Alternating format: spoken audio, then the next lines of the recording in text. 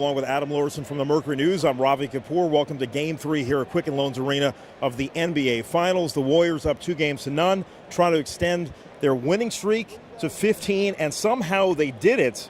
They played extremely well in the first quarter, up 39-31, thanks to Klay Thompson's 5 3-pointers. But in the second and third quarters, the Cavaliers dominated.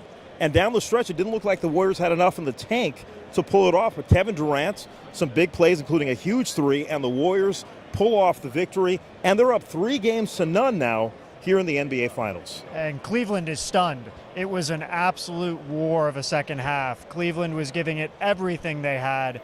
Kyrie Irving had a spectacular game. LeBron James was unstoppable for stretches.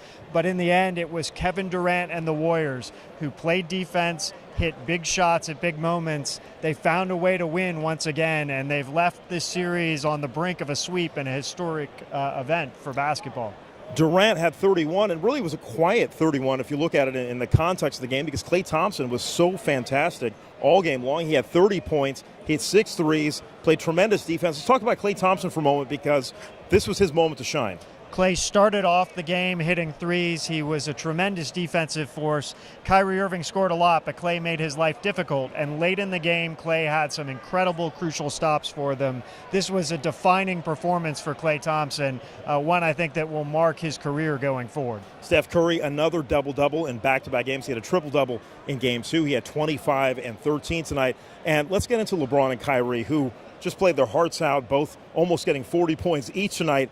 Not enough. What do you do if you're the Cavs heading into Game 4? The Cavs have been searching for answers. They went to their best 2 players. They got the most incredible games I think you could realistically hope for. It still wasn't enough. This has to be incredibly demoralizing for Cleveland. Korver, J.R. Smith contributed tonight. But, I think the big factor, Tristan Thompson, really has not appeared in this series. He's been a factor in the previous 2 finals, but this year he has just been completely X'd out. He was a difference maker in the finals last year. He gives them energy, he gives them more shots, he gives them easy baskets. They've gotten absolutely nothing from him. It's one of the main differences in this series. I do want to bring up officiating. There were a lot of calls that Warriors fans were certainly irate about.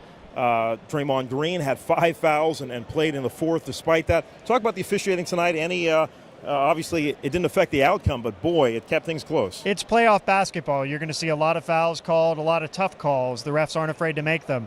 I think the difference, though, was that Draymond, because he had serious foul trouble, really threw the Warriors' rotations into disarray. Some of the defensive struggles they had in the second half had a lot to do with Draymond not being out on the court and being able to play a small ball center for this team. And literally every member of the Warriors played, even Matt Barnes and McAdoo for a few seconds, but every member of the Warriors played.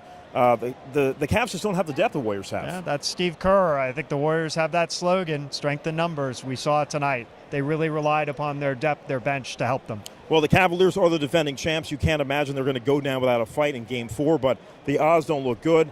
What, if anything, can they do, and what do the Warriors have to do to finally put the Cavs away? The Warriors have to play a game without turnovers, without easy mistakes, without a loss of focus. They didn't have that game tonight. They got lucky to escape with a win. They're going to need to be better in Game 4. The Warriors hit 16 threes, and it was enough to eke out a victory here in Game 3. We'll see if they can finish the deal Friday night in Cleveland. For Adam Lauridsen, I'm Ravi Kapur. We'll see you at Quicken on Friday.